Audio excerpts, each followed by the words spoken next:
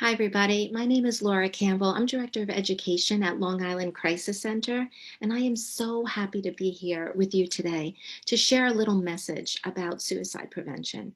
And I am so grateful to Linda and New Me, New You for the messages that they're spreading right now in a world that really, really needs it. So I thank you for being here. Long Island Crisis Center has been around for almost 50 years. We're located in Belmore, but we are a 24/7 crisis intervention agency. So 24 hours a day, 7 days a week, we have trained counselors answering hotlines for Long Islanders in crisis. And a crisis is really anything that exceeds your ability to cope with it. So it could be any situation that's causing somebody to feel overwhelmed in a state of crisis where they're not sure what to do. And we want to make sure that you know your resources and that you also know what to do to help somebody else that might be in crisis and being aware of the resources, what to look for. So I'm going to share a little bit about that today. Long Island Crisis Center is free, confidential, 24/7, and we have close to 900 resources in our database that we can share with you. So, regardless of what it is you might be looking for, if it's long term counseling, an emergency evaluation, medication, if somebody needs a support group, they're looking for food, shelter, or clothing. If a youth has run away from home or is kicked out of their home, we can help get them to a safe place. So, regardless of what it might be, we probably have a resource for you. So, one number can give you access to close to 1,000 resources. So, let's share my screen and we'll get started. So, we're going to talk a little bit today about suicide prevention. And this is something really needed right now. So I'm going to go pretty basic, but to give you the ideas of what to do if you meet somebody that might be feeling this way. So there are certain beliefs that can lead to somebody having suicidal ideation. And for somebody that hasn't had this, it could be hard to understand. And the best way to help somebody is by understanding a little bit about their mindset, a little bit about how they might be thinking so that we can have the empathy and connect with them. We want to meet somebody where they are. So, just a little understanding. It could start with feelings of overwhelm. And we talk about overwhelm a lot, but let's talk about what it is. So, if somebody is feeling overwhelmed, they're feeling like they've never felt before. These are feelings they've never dealt with before. It's so much stress at one time that they don't know what to do with it. And most of the time, they don't reach out for help at this stage. So people just stay in this state of overwhelm. And sometimes life changes on its own and it gets better. Something happens, we shift our thoughts, and we come out of that space of overwhelm. But sometimes it doesn't, right? And if it doesn't, and I don't reach out for help and I don't change anything, my states of overwhelm could lead me to feeling helpless. And if I feel helpless, I feel like I don't know what to do. I don't know who to call. I don't even think I could help myself. Or I might think I'm in over my head. Don't know how to get out. Now, the important thing about the stage of helplessness is that if I'm feeling helpless, I don't think I can help myself, but I'm still open to you helping me, or I'm still open to somebody else helping me. Now, if I stay in this space of helplessness for a while, and again, most of the time, life changes by itself. Something happens, I shift my thoughts, and I feel better. If that doesn't happen, though, and I stay in helpless and I don't reach out for help and I don't get any assistance, then I could go to the third stage, which is feeling hopeless. Now, hopelessness is a really tough state of mind. It is really hard to believe that nobody can help you. And that's what hopelessness is. And hopelessness, if we stay in that state for a length of time, it could really start to distort our thinking. And we might start thinking things like, all I do is bring everybody down. I think they might even be better off without me, which is never going to be true, by the way, right? That's irrational thinking. It is irrational to believe that everyone you love and that loves you would rather you not be here. But that's what hopelessness can do when we focus on that for a length of time without getting a break from that thinking. So, hopeless language might sound like this: you don't get it. My problems can't be fixed. Or this is just my life. Welcome to my world. It's never going to change anyway. What's the sense? Right? That's hopeless language when somebody doesn't see that something can get better. So the longer somebody stays in that state, the higher the risk goes that they might have suicidal thoughts because they don't think that anything or anyone can change their situation. And we start this negative thought loop, right? And it just keeps going in this negative space. And when we focus on that, then we start to see through a negative lens and we start to see all of the things that are negative. And that is when thoughts of suicide might come about. And not because that person wants to die. No. It's because that focus of such negative thinking and such hopeless states of mind can lead us to feeling emotional pain. And emotional pain is a tough one. It's 24/7. And people can't see it, right? We can't see emotional pain. It's felt. And so that person feels like they're doing it alone. And nobody has to do anything alone. Not today, not when we have the resources that we have available. So, what's the one feeling all people think of when they feel suicidal? The one feeling they all have is ambivalence. Part of them wants to get rid of this pain because it hurts so much. And when they can't think of any way to do it, thoughts of suicide come to a hopeless state of mind as a way of getting out of it. But there's the part of them that wants to live, right? And I know that that's true because the calls we get at the crisis center are people feeling suicidal, but they're calling the crisis center. So there's a part of them that wants to live. And there are so many people that have attempted suicide that said the second they attempted, they regretted it, those that have survived. We get called sometimes about people that have already started the process, but then they reach out for help because they're realizing that they don't want to die. They want to get rid of the pain. And that is what most people really feel.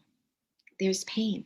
So if you're ever talking to somebody who shares that they have thoughts of suicide or any type of ideation, the first thing you can say to them is it sounds like you're in a lot of pain, because they will be if they're thinking of suicide. They've probably been in pain for quite a while. So we're seeing high depression, anxiety, suicide rates right now, because when depression and anxiety are high, and we see maladaptive methods of coping also rising, such as substance use and self-harm, we also see a rise in suicidal ideation.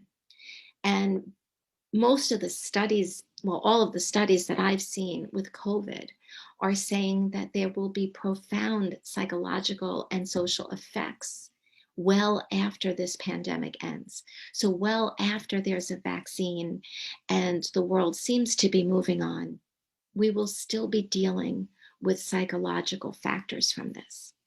So, this is a time that calls for fierce education and courage and prevention efforts. We want to minimize the risk. We want people to know what risk factors are, what warning factors are, and also what to do, resources. So I'm going to talk a little bit about those right now, what we can do. So being aware of risk factors, right? So risk factors could be that somebody might have a mental health condition. Let's say somebody is diagnosed with depression. That's a risk factor. Now, it doesn't mean that because they are dealing with depression, that they will be thinking of suicide. No, risk factors are like it's a snowstorm, right? And all of the news reports are saying, don't drive. But I might have a four-wheel drive, or I might be a good driver. It doesn't mean that I'm going to get into an accident if I do drive, right? So risk factors are just things to pay attention to. So if somebody is diagnosed with a mental illness, they may be managing it very well. And that's absolutely wonderful and great. And many people do manage them very well. But it could also be something to pay attention to if this person starts to speak in hopeless language or isolate themselves, or you see behavior changes. So it could be somebody with serious chronic pain. That is very hard to manage at times, or any brain injuries, several types of, multiple concussions. It could be environmental.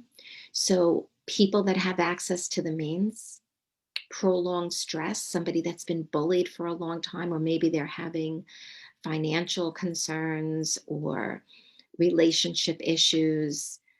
It could be very stressful events or sudden losses. Now, right now, many of us are experiencing loss of life as we knew it.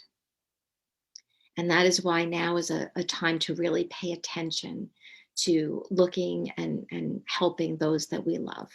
Really, really looking at behavior changes, or asking them how they're feeling. Very often people ask us how we're doing or how are you? And what's the stock answer for that? Fine. I'm fine. Yeah, things are fine. Try asking somebody how they've been feeling, right? It's a little bit of a different take on how are you doing. So it could be sudden losses. Maybe there has been a loss in their life of a person, of a job, of a relationship. And exposure to suicide, meaning that somebody in their family may have died by suicide. That could be a risk factor as well. Historical risk factors, right? Prior attempts would mean that it's a higher risk for that person, because that tells us that um, they've already had the ability to hurt themselves. So we want to look out for that. But if somebody tells you that they've had a prior attempt, we can certainly use that as a way of showing their strength, right? Because they've stayed safe from then until now. And we can explore, what have you done that kept you safe for so long? And a history of suicide, childhood abuse, neglect, or trauma.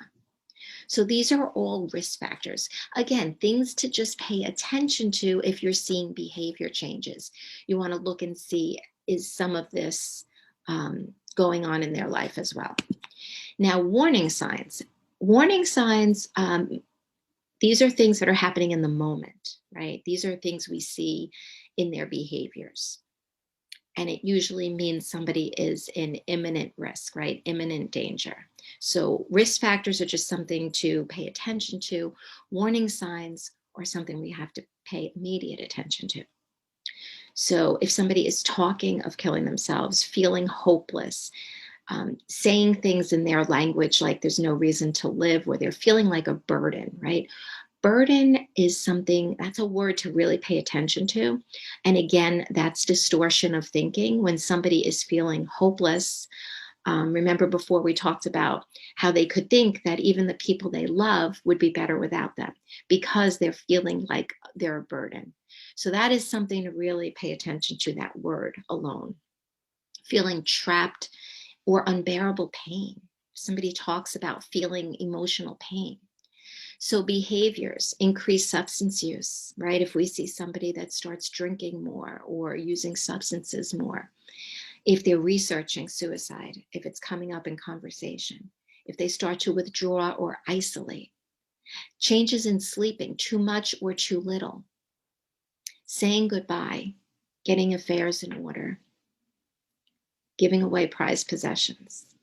right? They're starting to give away things that are important to them. Aggression or fatigue. Very often in young people, depression presents as aggression, as anger, right? So that's something to pay attention to too. If you see somebody becoming increasingly more aggressive, if you see them exhibiting anger emotions, that's something to also pay attention to. And we can use I statements if we're talking to them, right? I'm noticing, or I see that it looks like you're feeling pretty angry lately. Is something on your mind? Is something causing you to feel so angry? Because anger is a very intense emotion, but it is an emotion, right? We can't be in anger, right? Anger is a feeling, but sometimes you'll hear people identify as the emotion and they'll say something like, I'm angry. Now, if I identify as the emotion, then I'm giving my power to the emotion, because if I think I'm angry, then I don't think I can change it. But if I know that it's a feeling, right? So I am a person feeling angry. There's a big difference there. So if somebody ever tells you, I'm angry, try to quickly reframe that by saying, it sounds like you're feeling really angry, or it sounds like you're feeling really mad, but identify it as a feeling. That person is a person, right? We're not our emotions. We're a lot more than that. So, and again, moods could be warning signs, right? So, very depressed mood, a very anxious mood, right? Somebody who's had loss of interest in things they love to do. If suddenly they're saying, no, I don't want to do that anymore, and it's something they love to do, that's something to pay attention to. Irritability, shame, and humiliation. So, guilt and shame are very different feelings, right? Guilt can actually be a catalyst for change, right? If I do something and I feel guilty about it, I might change it. But if I feel shame about it, see, the difference between guilt and shame is guilt is I don't like what I did. Shame is I don't like me, right? So shame is a really hard one. We start to self loathe when there's shame. We don't like who we are. We're associating ourselves with whatever we did, right? We're not our mistakes, but we do make them sometimes. So, and again, sometimes we see a sudden improvement in somebody where they've been really down and out, and then suddenly they feel better. And we might think, oh, whew, that's good. But that is also a warning sign, because it could mean that somebody put together a plan and that's why they're feeling better, because they feel like relief will be coming. They won't be feeling this way much longer.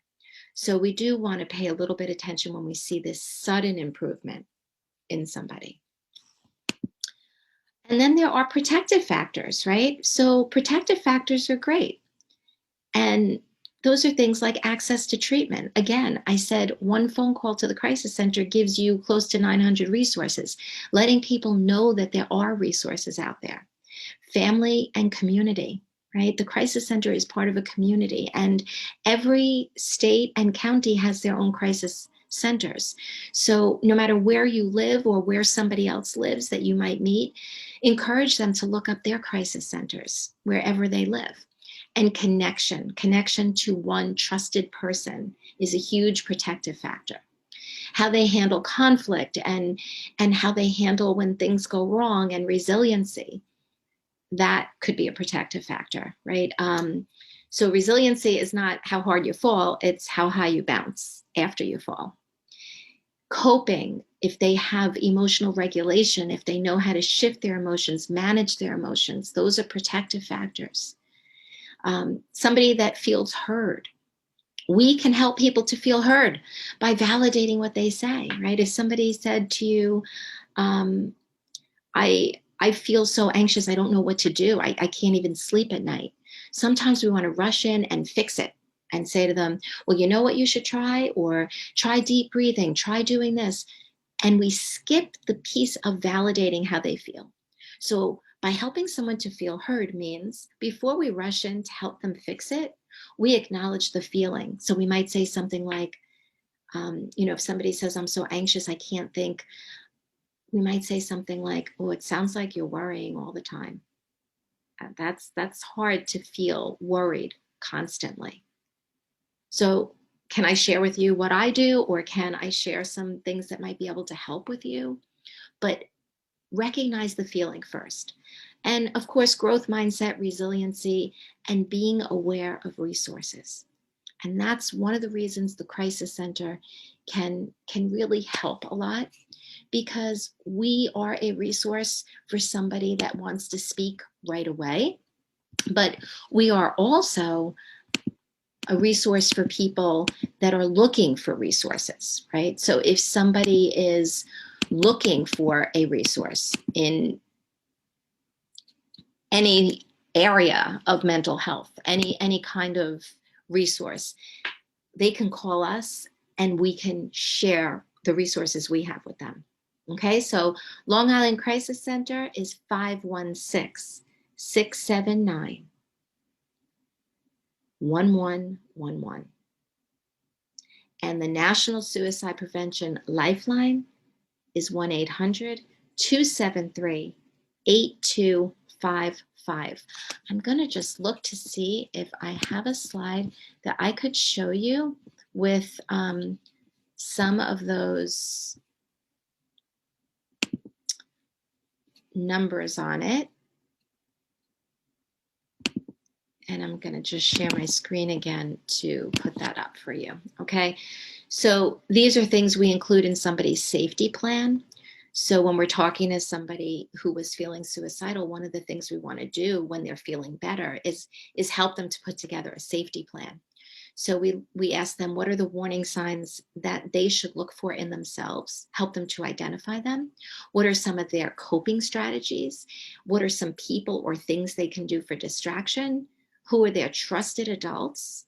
And then we want to give them these numbers, right? So the National Suicide Prevention Lifeline, 1-800-273-8255, and Long Island Crisis Center, 516-679-1111, or of course, a professional they might be working with, or 911.